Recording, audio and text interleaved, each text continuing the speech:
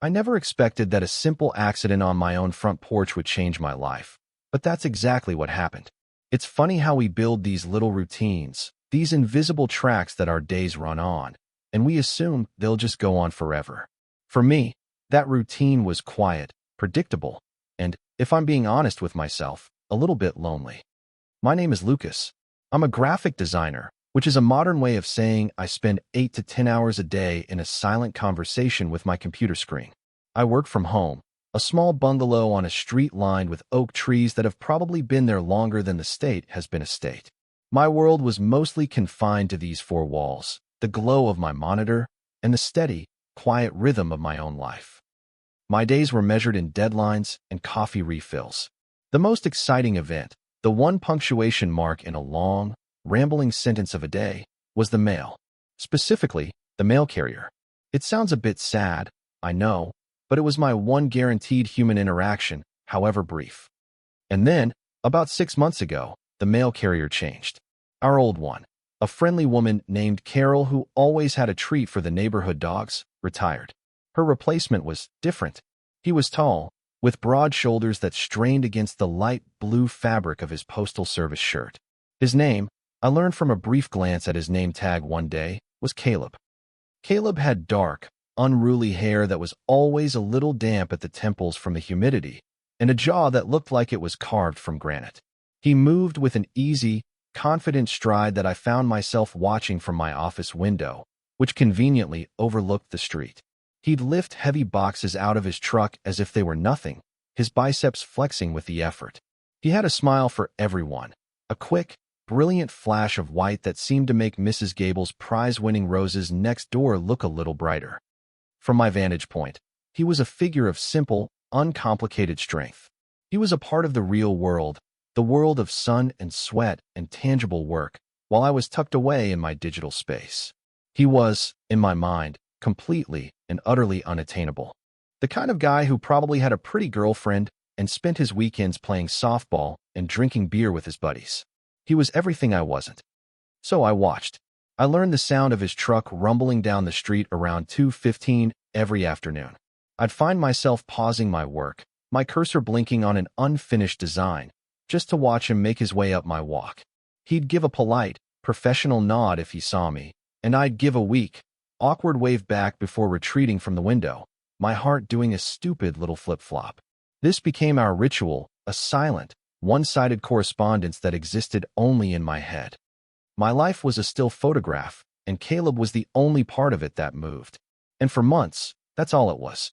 A distant admiration, a quiet longing for a world I felt I couldn't access. I was the observer, he was the observed, and the space between my window and his mail truck felt as wide as an ocean. I had no idea that a loose porch step and a bit of bad luck were about to bridge that gap in the most unexpected way possible. It was a Tuesday in late July, one of those oppressively hot days where the air feels like a wet blanket. I was in the middle of a frustrating project, trying to convince a client that neon green was not, in fact, an appropriate color for a law firm's logo. I heard the familiar squeak of the mail truck's brakes, and, as usual, I drifted toward the window. Caleb was walking up my path, a stack of letters in one hand and a small package in the other. He looked tired, the heat making his shirt cling to his back. He took the 3 steps up to my porch, and that's when it happened. I heard a sharp crack, a sound of splintering wood, followed by a grunt of pain and a loud thud. I was out of my chair and at the door in seconds, my heart pounding against my ribs. I threw the door open to find Caleb sitting on my porch, his mail scattered around him like fallen leaves. He was clutching his right ankle, his face pale and tight with pain. One of my porch steps, one I'd been meaning to fix for weeks, was split right down the middle. "Oh my God, are you okay?"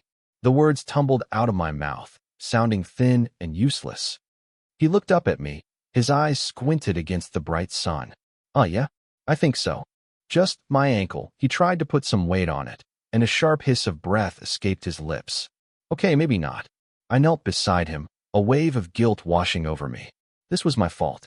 My procrastination had literally injured this man. "Don't move. Let me help you. Can you make it inside? We can get some ice on it." He hesitated for a second, this strong, self-sufficient man suddenly looking vulnerable. I don't want to be a bother. It's not a bother. You fell on my porch. It's the least I can do. I looped his arm over my shoulders, surprised by the solid weight of him, the warmth of his skin through his thin shirt. He leaned on me heavily as we shuffled awkwardly into my living room. The air inside felt cool and still after the blazing heat outside. I could smell the faint scent of his cologne, something clean and woodsy, mixed with the smell of sunshine and sweat. I helped him onto my sofa and rushed to the kitchen for an ice pack and a glass of water. When I came back, he had his shoe and sock off. His ankle was already starting to swell, turning a nasty shade of purple. He took the ice pack with a grateful sigh, pressing it gently against the injury. I need to call my supervisor, he said, pulling out his phone. They'll have to send someone to finish my route. He made the call, his voice low and professional, explaining the situation with a calm I certainly didn't feel. While he was on the phone, I gathered his scattered mail from the porch, my hands trembling slightly. When he hung up, he looked exhausted. Someone's on their way. Thanks for this, Lucas, he said my name. He actually knew my name. Of course he did. He delivered my mail every day, but hearing it from him sent a ridiculous jolt through me. It's nothing, I said, probably too quickly. I'm just so sorry about the step. I should have fixed it. He managed a small smile. Don't worry about it. These things happen. Then his expression clouded over with a different kind of worry. Hey, this is going to sound really weird, but I have a huge favor to ask. Anything, I said immediately. I would have offered to rebuild my entire porch for him right then and there. He looked a little embarrassed. I have my dog with me today. He's in the truck. His name's Milo. It was supposed to be a quick day, and he hates being alone. My supervisor is just going to take me to urgent care, and I don't know how long I'll be. There's no one to get him. Is there any chance you could watch him for a few hours? I can pay you, of course.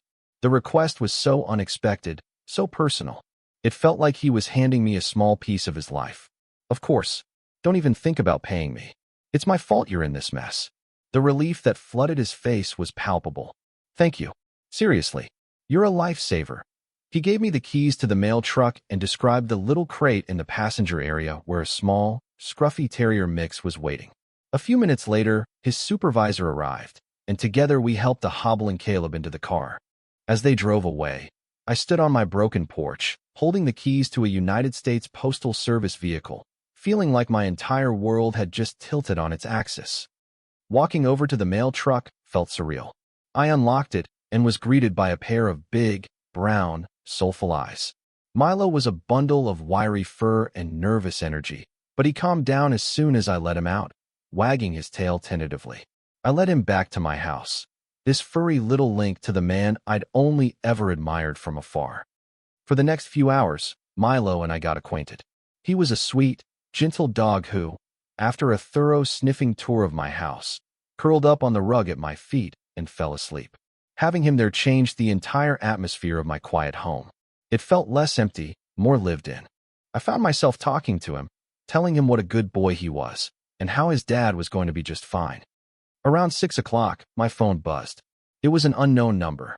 Hey, it's Caleb. My supervisor just dropped me home. My ankle's not broken, just a bad sprain. I'm on crutches for a bit, though. That's good news. I mean, better than being broken. I stammered, feeling like an idiot. How are you feeling? Like I lost a fight with a staircase. Listen, I can't thank you enough for watching Milo. I can get a cab to come grab him, or if you could, he trailed off, and I could hear the exhaustion in his voice. Don't be ridiculous, I said, surprising myself with my own forwardness. You're on crutches. I'll bring him to you. Just text me your address. It turned out he lived only a few streets away, in a small apartment complex. When I pulled up with Milo, he was waiting by the door, leaning heavily on a pair of metal crutches. Seeing him out of his uniform, in a pair of basketball shorts and a faded t-shirt, made him seem younger, more approachable, more real. Milo scrambled out of my car and bounded toward him, showering him with happy licks. Caleb knelt awkwardly to greet him, a genuine, unguarded smile on his face. Hey, buddy, you were a good boy for Lucas. I stood there for a moment, just watching them. This was a side of him I'd never seen, a quiet tenderness that was more captivating than the physical strength I had admired from my window. This was the man, not just the mail carrier. He was perfect, I said softly. Caleb looked up at me, his smile lingering. Thank you again. I really don't know what I would have done. He told me about how he'd found Milo at a shelter a few years back, abandoned and scared. He'd been working with him ever since to build up his trust. Hearing him talk about it, seeing the passion in his eyes, I felt that chasm between our worlds shrinking. He wasn't just the strong, confident guy. He was kind. He was compassionate. As I was about to leave, I helped him get Milo inside.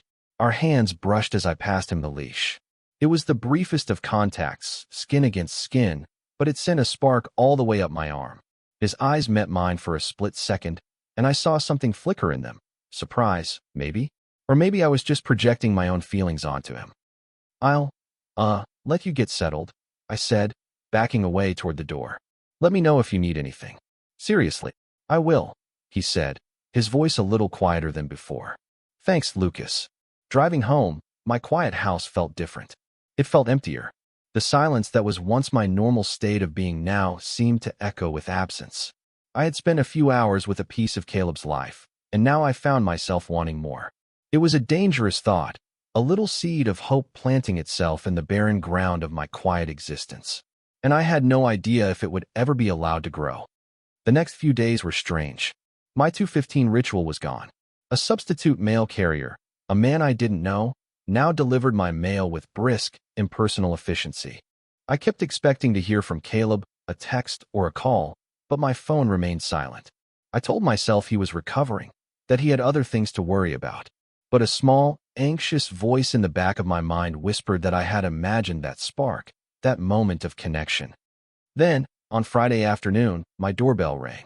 Not at 2:15, but closer to 4. I opened it to find Caleb standing on my newly repaired porch, leaning on one crutch. He was holding a small potted orchid in his free hand. Hey, he said a little shyly. I wanted to thank you properly. And to prove I'm not a complete menace to your property, he gestured to the new, sturdy-looking wooden step. My landlord is a carpenter. He felt bad. I laughed, a real, genuine laugh. You didn't have to do that. For either the step or the flower. But thank you. Please, come in. He shuffled inside, looking around my living room. It's a nice place you've got. It's quiet, I said, and for the first time, it sounded like a complaint. Just as he settled onto the sofa, the sky, which had been growing darker all afternoon, finally opened up.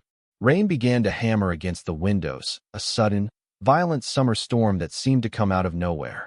The lights flickered once, twice, and then went out completely, plunging the room into a dim, gray twilight. Well, Caleb said into the sudden darkness. Perfect timing. I have candles, I said, my voice sounding louder in the quiet.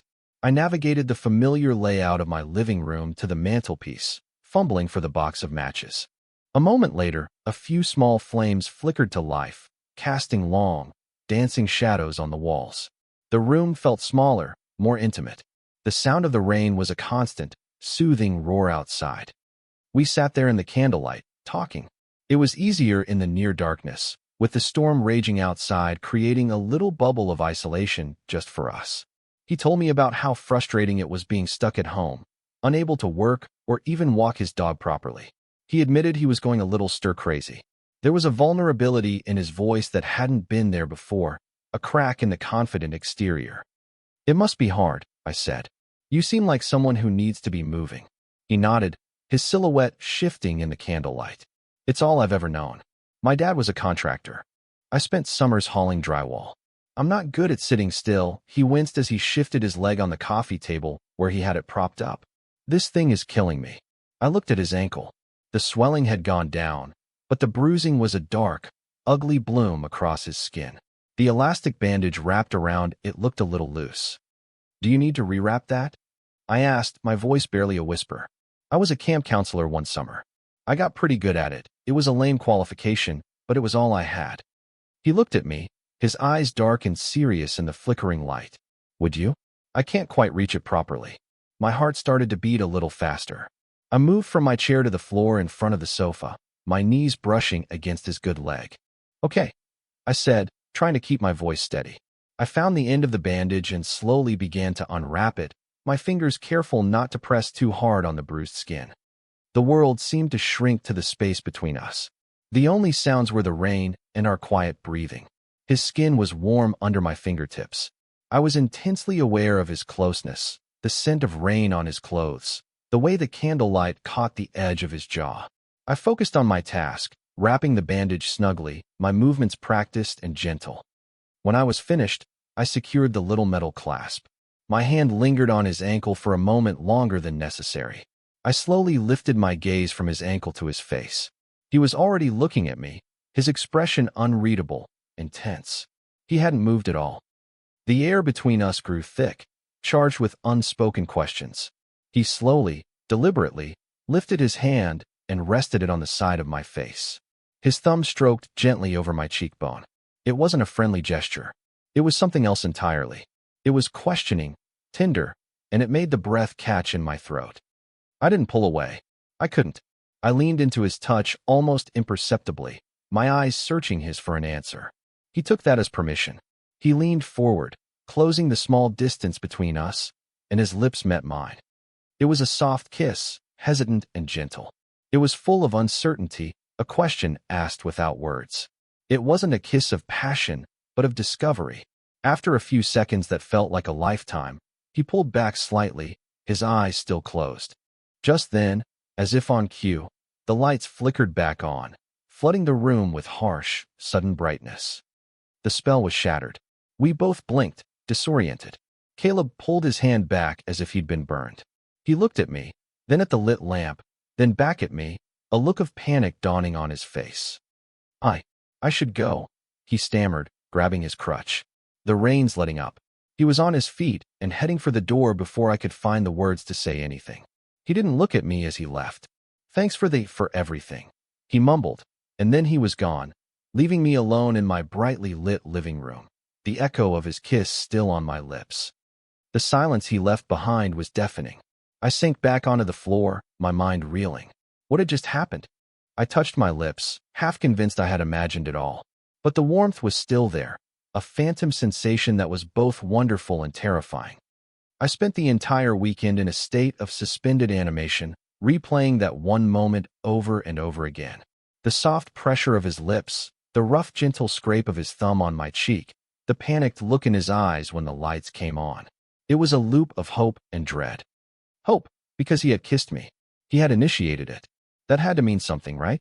It couldn't have just been the storm, the candlelight, the strange intimacy of the moment. There was something real there, I was sure of it. But then the dread would creep in. The way he had fled, the look of sheer panic on his face. It was the look of a man who had made a huge mistake. Maybe he was just grateful, or lonely, or vulnerable from the injury, and in a moment of weakness, he'd done something he now regretted. Maybe he was straight, and this was a confusing, momentary lapse he was desperately trying to forget. The silence was the worst part. I checked my phone constantly, my stomach twisting into a knot every time it stayed dark. No text, no call, nothing. I imagined him at his apartment, pacing back and forth, trying to figure out how to tell me to forget it ever happened. The substitute mail carrier came and went each day, a grim reminder of the connection I thought I'd made, and now feared I had lost. I tortured myself with 1,000 different scenarios, each one more painful than the last. I had let myself hope, just for a moment, and now the fall back to reality felt brutal. I had been foolish to think that someone like Caleb, someone so vibrant and part of the real world, could ever be interested in someone like me, who lived his life behind a screen. The kiss became a beautiful, painful memory that I couldn't escape. By Monday evening, I had resigned myself to the fact that I would never hear from him again. I had decided to file the memory away, another exhibit in the museum of things that could have been. I was making dinner, listlessly stirring a pot of pasta sauce, when my doorbell rang. My heart leaped into my throat. I wiped my hands on a dish towel and walked to the door, my legs feeling unsteady. I took a deep breath and opened it. It was Caleb. He wasn't using any crutches, just favoring his injured ankle with a slight limp. He was wearing jeans and a simple gray sweater, and he looked like he hadn't slept in days. His hands were shoved deep into his pockets, and he wouldn't meet my eyes. "Hey," he said, his voice low. He was looking at his shoes, at my doormat, at anything but me. Can we talk for a minute?" This was it. The letdown. The "I'm not gay" speech. The let's just be friends conversation. I braced myself for the impact. Sure, I said, my voice sounding surprisingly calm. Come in. He walked into the living room and stood awkwardly in the middle of the rug, right where Milo had slept that first day. I leaned against the doorframe, crossing my arms over my chest. It was a defensive posture, a way of holding myself together. He finally looked at me, and his eyes were full of an emotion I couldn't quite decipher. It looked like a mixture of fear and exhaustion. Lucas, I am so sorry. For what? I asked, my voice flat. For running out of here like that on Friday. And for not calling. That was a jerk move. I freaked out. It's okay, I said, even though it wasn't. I get it. No, he said, shaking his head. You don't. You probably think I regret it. That the kiss was a mistake. He took a deep breath, and it seemed to take all of his energy. It wasn't a mistake, Lucas. That's what scared me. It was the first thing in a long time that felt right. I stared at him, my defensive posture crumbling. I uncrossed my arms. What do you mean? He ran a hand through his already messy hair. I've been, I don't know, confused, I guess. For a while. I've dated girls. It was fine. It was what I was supposed to do.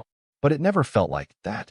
Like it did in here, on Friday. When I kissed you, he finally met my gaze head on, and his eyes were wide and vulnerable. I see you every day, you know. Through your window when I deliver the mail.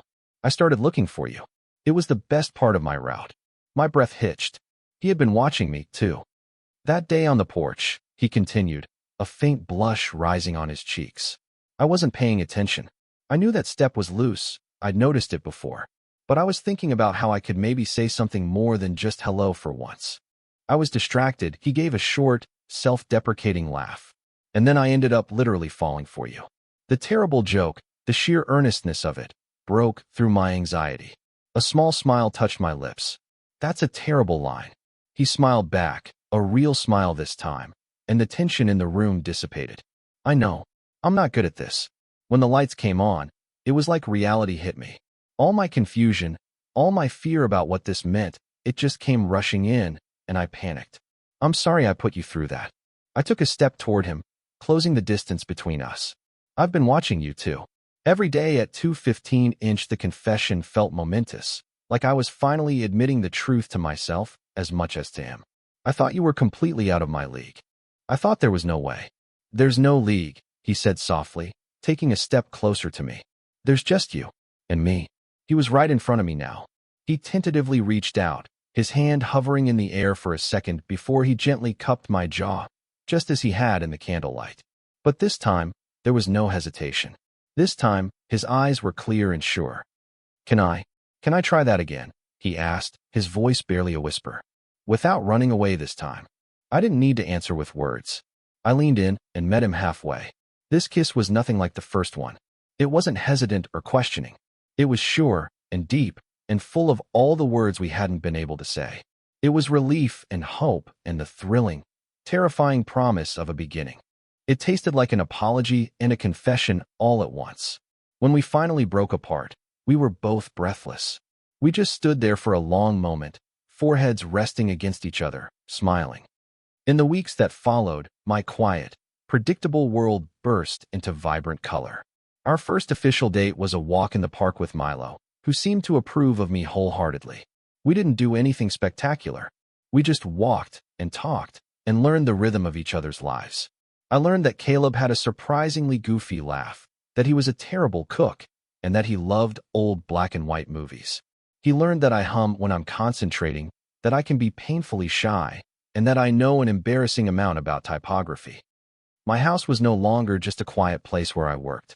It became a place filled with Caleb's laughter, with the click-clack of Milo's nails on the hardwood floor. It became a home. We spent evenings on the sofa, not in flickering candlelight, but in the warm, steady glow of the lamp, my head on his chest, his arm wrapped securely around me. It was easy. It was comfortable. It was right. A few months later, we were sitting on my front porch, on the very step that had started everything. It was a crisp autumn evening, and the air smelled of wood smoke and decaying leaves. Caleb was back on his route, his ankle fully healed, but this was his day off. He was wearing that same gray sweater, and he had his arm around me, his fingers laced with mine. He leaned over and kissed my temple. You know, he said, a playful grin on his face. I think this is my favorite porch on the entire route. I laughed, leaning my head against his shoulder. I'm glad my shoddy carpentry could be of service. It was the best special delivery I ever made, he said, and I knew he wasn't talking about the mail. He was talking about himself, about the life we were building, about the unexpected, wonderful turn our lives had taken. Looking out at the quiet street, at the houses settling into the evening, I thought about how much had changed. My routine was different now. It was still punctuated by the arrival of the mail truck, but it was no longer the main event of my day. It was just a pleasant reminder of how my life had been split into a before and an after before Caleb, and after everything. It's amazing, isn't it? How you can live your life feeling like you're on the outside looking in, only to find that someone has been looking back at you the whole time. You can spend years building walls around your heart, and then one day, someone just trips, stumbles right through them, and makes you feel at home. Love doesn't always announce itself with a trumpet blast. Sometimes, it just rings twice and leaves you breathless on your own front porch.